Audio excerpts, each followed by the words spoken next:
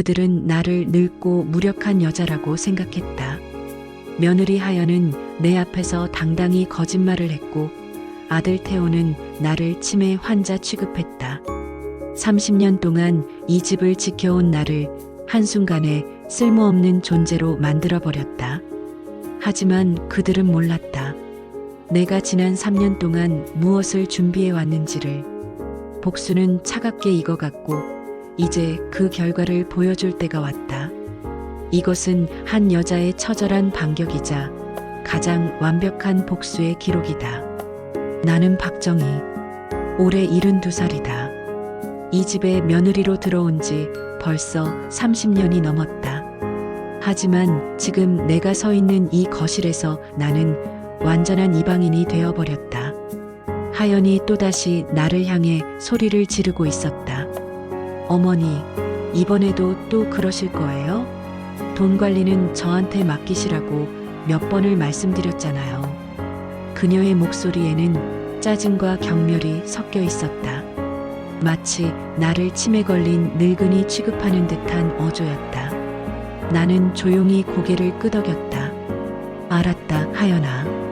그 순간 하연의 입꼬리가 살짝 올라가는 것을 놓치지 않았다. 승리의 미소였다. 하지만 그녀는 모르고 있었다. 내가 이미 모든 것을 알고 있다는 사실을 말이다. 태호가 거실로 들어왔다. 내 아들이지만 요즘은 나를 보는 눈빛조차 차갑기만 하다. 엄마, 아버지 유산 정리하는 거 하연이한테 좀 협조해 주세요. 계속 이런 식으로 하시면 안 되잖아요. 가슴이 찢어지는 것 같았다. 내가 평생을 바쳐 키운 아들이 나를 이렇게 대하다니. 하지만 나는 표정을 숨겼다. 그래, 알았다. 대신 마음속으로는 차가운 계산을 하고 있었다. 지난 3년 동안 나는 바보척 연기해왔다. 하연이 남편의 계좌에서 돈을 빼돌리는 것도, 해외 법인을 만들어 자금을 이동시키는 것도 모두 알고 있었다. 심지어 그녀가 태호의 사업 파트너와 만나는 것까지 말이다. 내가 고용한 사설 탐정은 완벽하게 일을 해냈다. 이제 게임이 시작될 시간이었다. 하연이 스마트폰을 들여다보며 미소를 짓고 있었다. 누구와 메시지를 주고받는지 뻔했다. 태호의 사업 파트너인 김민수와의 불륜 관계를 나는 이미 6개월 전부터 알고 있었다. 호텔 영수증, 통화 기록, 심지어 그들이 함께 찍은 사진까지 모든 증거가 내 손에 있었다. 어머니, 오늘 은행 가실 거죠? 서류 좀 가져가세요. 하연이 나에게 건넨 봉투 안에는 계좌 이체 동의서가 들어있었다. 또다시 거액을 해외로 빼돌리려는 속셈이었다. 나는 순순히 받아들었다. 고맙다, 하연아. 내가 나이가 드니까 이런 일들이 어렵구나. 일부러 힘없는 목소리로 말했다. 하연의 얼굴에 안도감이 스쳤다. 그녀는 나를 완전히 길들였다고 확신하고 있었다.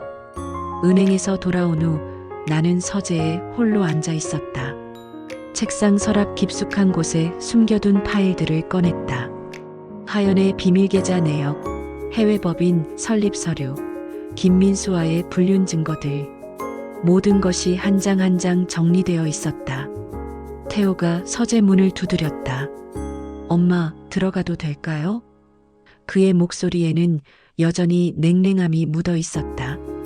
변호사랑 상담했는데 아버지 유산 문제로 소송을 진행하기로 했어요. 엄마도 협조해 주세요. 나는 고개를 끄덕였다. 물론이지, 아들아. 엄마가 뭘 모르겠니?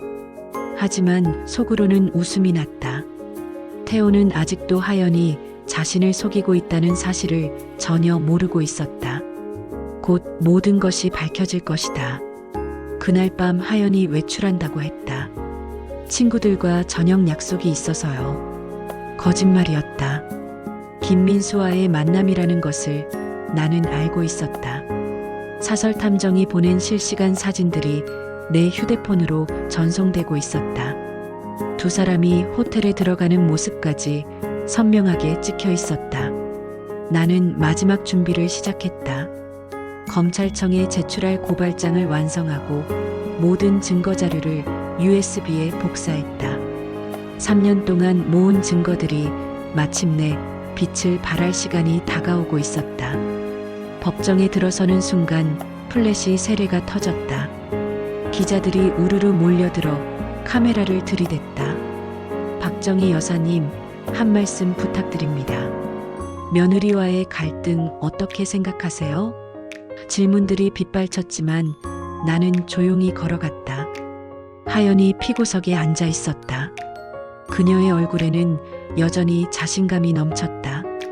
나를 무력한 늙은 여자로 여기며 이번에도 쉽게 이길 수 있다고 생각하고 있었다.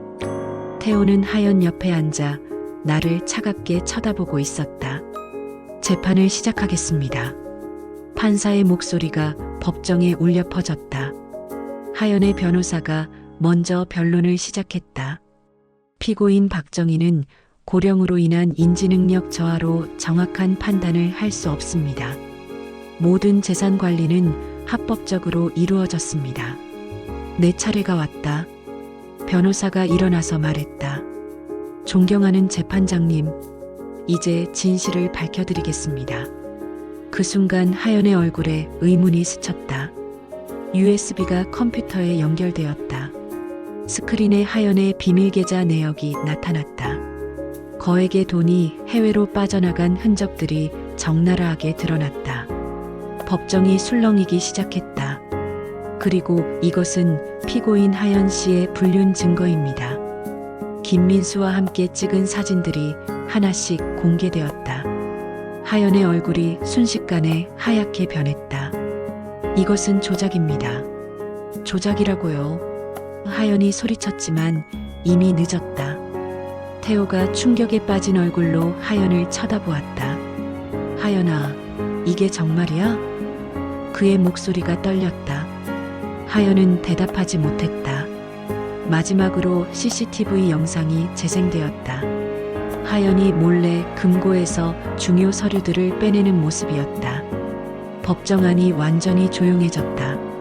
판사의 표정이 굳어졌다. 드디어 내가 증언대에 설 차례였다. 3년 동안 기다려온 순간이었다.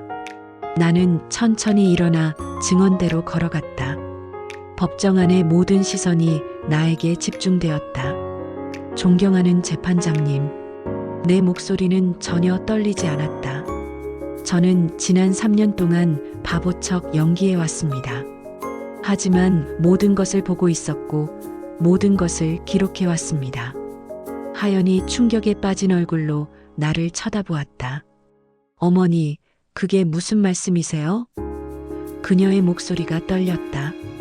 하연아, 너는 내가 치매에 걸린 무력한 늙은이라고 생각했겠지. 하지만 나는 내가 언제 김민수와 만났는지, 어떤 호텔에서 얼마나 머물렀는지, 얼마의 돈을 어느 계좌로 빼돌렸는지 모든 것을 알고 있었다. 태호가 고개를 떨어뜨렸다. 그제야 자신이 얼마나 큰 실수를 했는지 깨닫고 있었다. 이 자리까지 오기까지 3년이 걸렸습니다.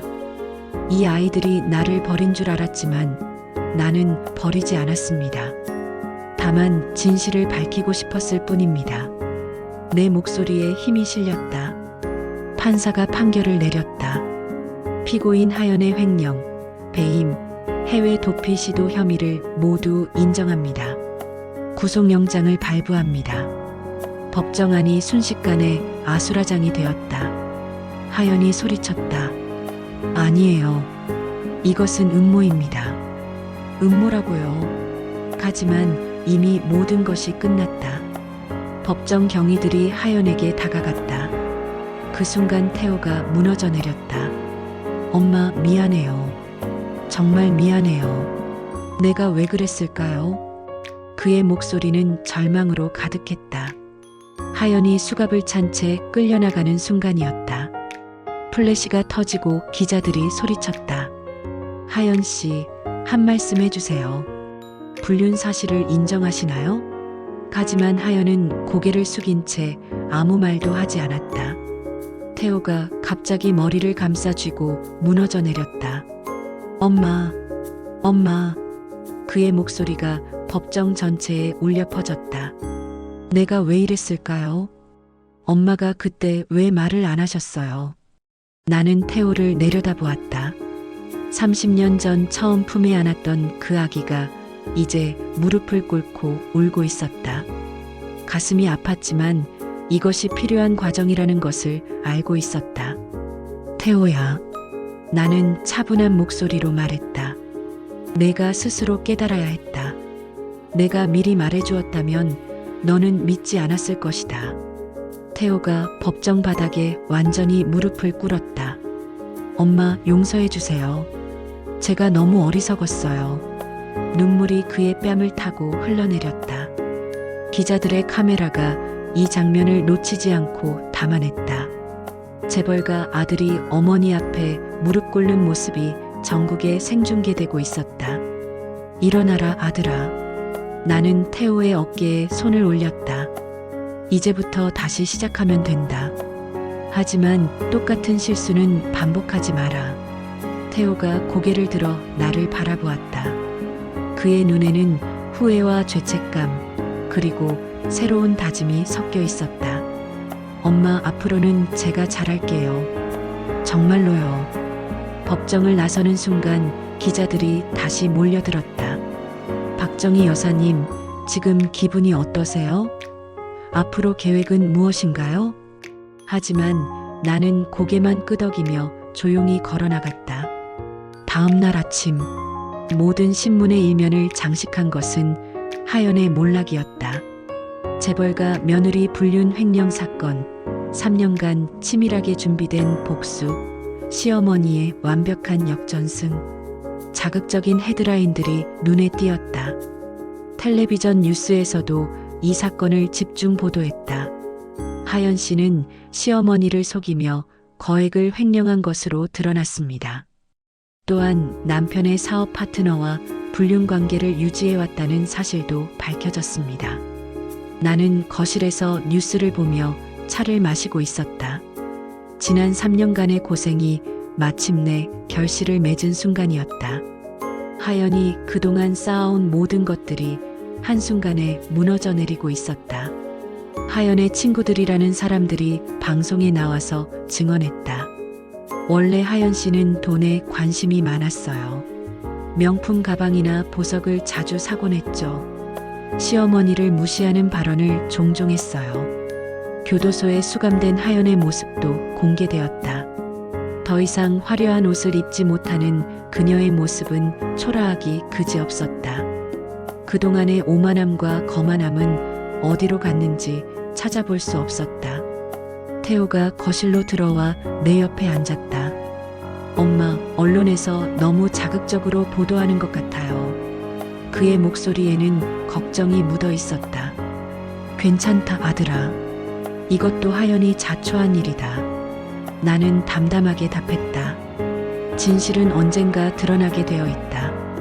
하연의 변호사가 기자회견을 열었다. 저희 의뢰인은 일시적인 판단 착오가 있었을 뿐입니다. 과도한 처벌은 부당합니다. 하지만 이미 여론은 돌이킬 수 없을 만큼 악화되어 있었다. 그날 저녁 태호가 내게 와서 말했다. 엄마, 회사 정리하고 새로 시작하려고 해요.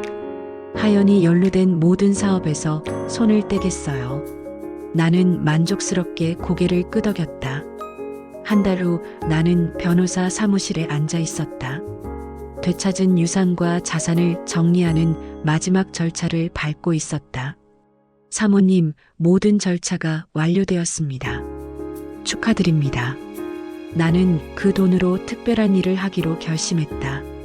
돌아가신 남편과 시부모님의 이름을 딴 복지재단을 설립하는 것이었다.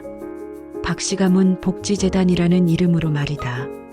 재단 설립 기자회견장에 나타난 나를 보고 기자들이 깜짝 놀랐다.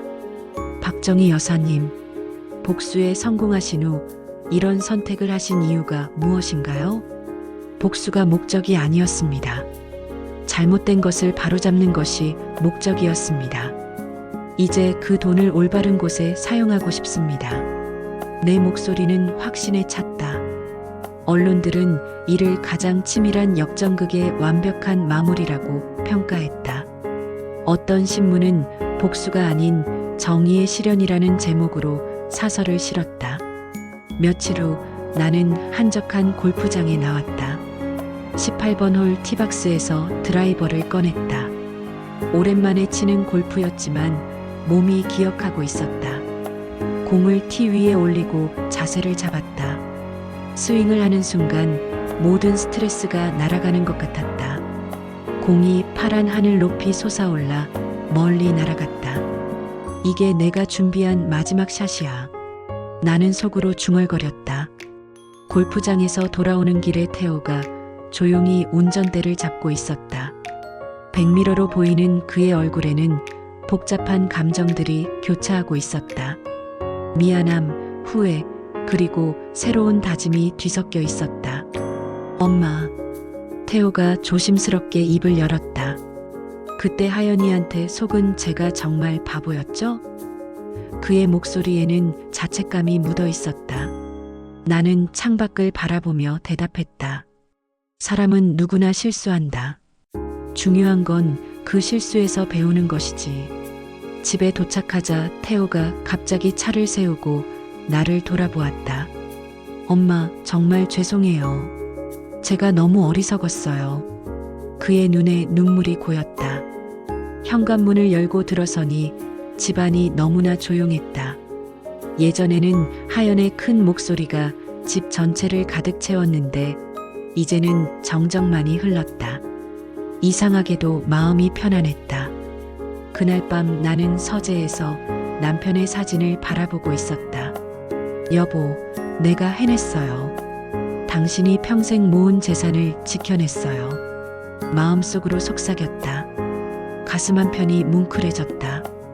다음 날 재단 사무실에서 첫 회의가 열렸다. 태호가 정장을 차려입고 내 옆에 앉아 있었다. 어머니, 저희가 도울 수 있는 일부터 시작해보죠. 좋다. 하지만 조건이 있다. 나는 엄숙한 표정으로 말했다. 절대 과거의 실수를 반복하지 마라. 돈의 유혹에 넘어가지 마라. 태호가 고개를 끄덕였다. 네, 엄마. 명심하겠습니다. 그 순간 갑자기 교도소에 있는 하연이 떠올랐다. 지금쯤 그녀는 무엇을 생각하고 있을까? 후회하고 있을까? 아니면 여전히 원망하고 있을까? 하지만 더 이상 중요하지 않았다. 멀리서 태호가 다가오는 것이 보였다. 그의 얼굴에는 더 이상 냉랭함이 없었다. 대신 따뜻한 미소가 번지고 있었다. 엄마, 저도 재단 일 도와드릴게요. 태호가 내 옆에 서서 말했다. 앞으로는 정말 잘하겠어요. 나는 고개를 끄덕이며 다음 홀로 향했다. 길고 힘들었던 복수는 끝났다. 이제 새로운 시작이 기다리고 있었다. 3년간의 치밀한 계획이 마침내 완성되었다. 나를 무시하고 괴롭혔던 며느리는 교도소에 갇혔고, 나를 버렸던 아들은 무릎을 꿇고 용서를 구했다. 하지만 이것은 단순한 복수가 아니었다. 잘못된 것을 바로잡고 진실을 밝히는 정의였다. 이제 나는 되찾은 재산으로 복지재단을 만들어 진정으로 의미 있는 일을 시작할 것이다. 나이가 들었다고 무력하다고 생각하는 사람들에게 말해주고 싶다. 진짜 힘은 나이에서 나오는 것이 아니라 포기하지 않는 의지에서 나온다는 것을.